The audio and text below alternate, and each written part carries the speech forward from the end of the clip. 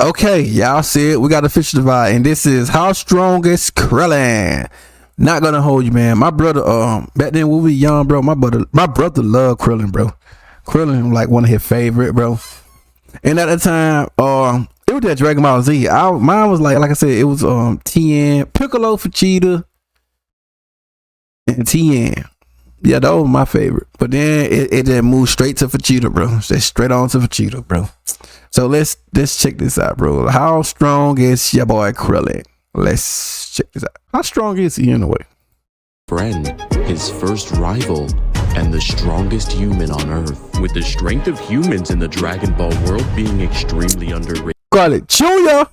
However, this human is like no other, with Krillin in Dragon Ball Z scaling above Master Roshi, who can obliterate the entire moon in one shot. This goes even further, as Krillin in the Saiyan saga was able to defeat 5 Cybermen all at once, with each of these Cybermen being stated to be just as strong as Goku's brother Raditz, with Raditz being able to completely dismantle Goku and Piccolo at the exact same time, with Piccolo being able to obliterate the moon casually. However, this feat is a lot more impressive than we might think, as the shockwaves from Piccolo's blast that destroyed the moon was able to be felt from Earth, meaning potentially this blast generated small planetary levels of power, with Piccolo being able to perform this feat at a power level of 322, and Krillin at the time of the Saiyan's arrival had a power level of 1700. I ain't gonna hold you, bro. Dragon Ball Z was my favorite. Like Super, it just don't hit no more. It just don't hit no more. I don't know why. It just don't hit no more to me now. I'm like Super, it just don't hit no more. I don't know what it is though. Meaning Krillin in just the Saiyan saga can vaporize moons that can be felt from Earth over 3 times over. But we're just getting started, with Krillin's Destructo Disc being capable of defeating Nappa in one shot, with Nappa when he's suppressed having a power level of 4000, meaning Krillin's Destructo Disc can one-shot characters over 2 times stronger than he is. However, this is just all we know, because when Krillin arrives on Namek, this is when it gets crazy. Krillin, in order to resurrect his friends from the dead, arrives on the home planet of God himself. However, Krillin isn't the only one looking to make a wish on the Eternal Dragon, as the literal strongest in the universe have their own wishes to make. After seeing evil face to face that even Vegeta is afraid of, he goes to planet Namek's guru and gets his potential unleashed. And once it does, Krillin goes from a power level of 1700 all the way to 13,000, with Krillin's power level at this point being even stronger. That I ain't gonna hold you. This was my favorite part right here. When Krillin said, "Let's turn up the heat," or "Let's crank up the heat," bro. This was the hardest. I remember I had this poster, bro. Back then, we used to trade posters back in the day, man. Like, I didn't never want to trade this poster right here, bro. I'm like, nah, y'all can't have this one, bro. This right here hit hard. Than the King of the Saiyans, with King Vegeta while suppressed having a power level of 10,000, and King Vegeta was able to vaporize 3 planets just by lifting his hand. And Krillin's strength continued to grow as Krillin's potential was progressive, as he's able to take on the Ginyu Force, which is Frieza's elite members, and even fights against Captain Ginyu in Goku's body, with Captain Ginyu in Goku's body having a power level of 23,000. And now Krillin is face to face with the worst possible outcome, as the Emperor of the Universe confronts all of them with a battle power of 530,000, with Krillin need help fighting though. He's undergoing a transformation into his second form with a battle power of 1 million, but even so, Krillin isn't out of the running yet. Krillin uses his Destructo Disc against second form Frieza, and if he didn't dodge, we would have got this moment a lot sooner, with Krillin in the V-Jump being stated to have a battle power of 75,000, meaning Krillin can one-shot any opponent over 13 times stronger than him. And this isn't even a one-time thing, as he's able to actually run away from Frieza and even blind him with the solar flare. You know, it's almost crazy to think about. If Krillin wasn't scared, he probably could have ended the Frieza saga right then and there. After being eclipsed by Super Namekians and Super Saiyans, the gap in strength is too far to overcome. But of course, it's not over yet.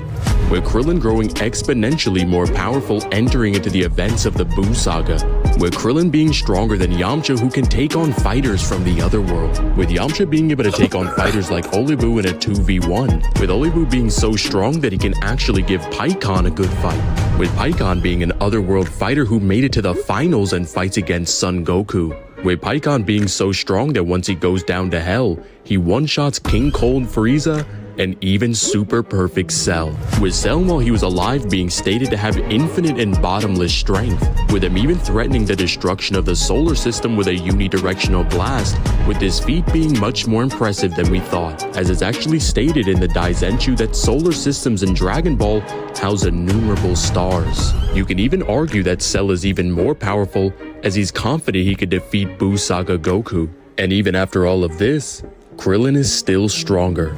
Fast forward to the events of Dragon Ball Super, the Saiyans have gotten even more powerful as they dive into a pool of power that is seeped in divine energy. When 5 Saiyans gather together and put their light into another, that Saiyan will become a Super Saiyan God. With Goku and the other Saiyan strength going beyond human comprehension, the strongest human needs to find a way to close the gap. The Omni Kings of the entire Dragon Ball multiverse want to hold a fighting tournament where 10 of the strongest fighters from 8 universes battle to defend their world from being erased. Universe 7, in order to win, needs the strongest Saiyans, and the strongest humans. Krillin trains in preparation for the tournament and takes on Universe 7's strongest fighter, the new god, his old rival, Son Goku. Krillin fights against Goku and doesn't do half bad. Even though Goku is most likely suppressed, Krillin is actually able to catch Goku off guard, which is ridiculous because Goku is a warrior with one of the highest battle IQs in history.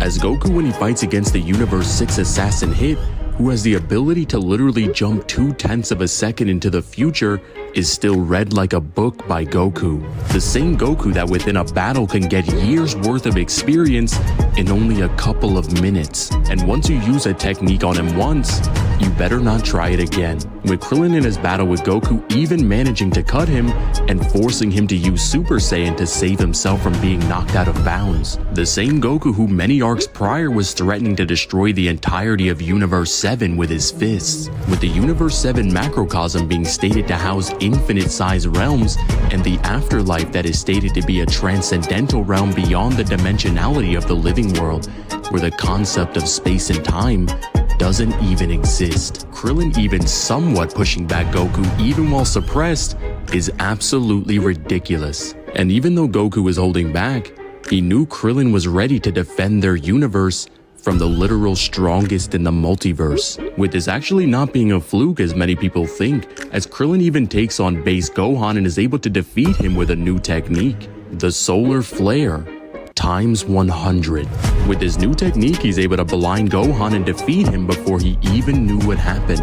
With this actually being super impressive as Gohan has honed his senses to be able to fight while blind, as in the Zeno exhibition match he fights against Lavender while blinded and is perfectly able to counter his attacks the moment he feels contact, yet is still ultimately defeated by Krillin, with of course Gohan holding back as well, but not as much power as people think. Entering into the Tournament of Power, Krillin and 18 tag team together to fight against Universe 4's Shoza, with Shoza actually being able to defeat 18, forcing Krillin to handle this himself, with Krillin actually doing better than 18 as he uses his martial arts experience to get the best of him, with Krillin teaming up with Android 18 again to power up an energy ball that sends Shoza to the stands. Taking a step back and actually looking at this, I just want to see where he scaled him to, bro. Like, where did he destroy something?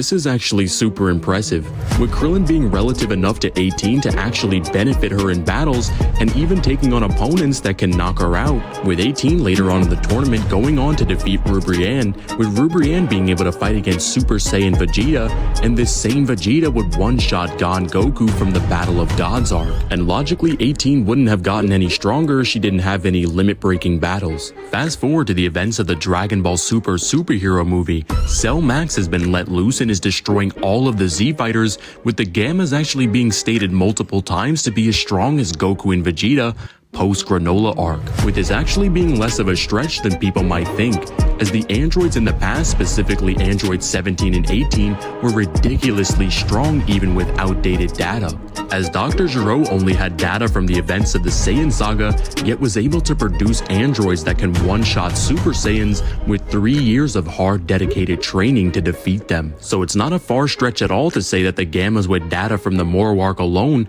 is able to match Goku and Vegeta post-granola arc, even with the help of the Gammas and Orange Piccolo. They need That is able to one-shot them. No, man. And even has statements from the author himself that he's as strong as Goku and Vegeta, still get absolutely bullied by Cell Max. With the strongest human joining the fight, he's actually able to help out by using his solar flare, and even helps Orange Piccolo catch Cell Max's foot. So if you weren't convinced that Krillin is broken before, you should be now. Because without a doubt, God Goku from the Battle of Gods is being looked down upon by a human. Overall, the strongest human would scale from complex multi to outer versal depending on the argument. God, stop. Wait a minute. The strongest human would scale from complex multi to outer versal. Outer versal? Bro. Oh, hey, yo, like I said, everyone's entitled, bro. Depending on the argument you want to take, with infinite to irrelevant speed. In the end, Krillin has come a long way since his old rivalry with Earth's Angel, and now has the strength to keep up with gods. But what do you expect? When you train with Saiyans all day, it can get hard to tell the difference between a human and a god. What's up, guys? It's Divine. That's crazy. And there you have it, ladies and gentlemen. Do y'all agree with that? Hey, yo. That's crazy, but I ain't gonna hold you, but you already know, man. Link up in the description and all that good stuff. Let's get to some next one.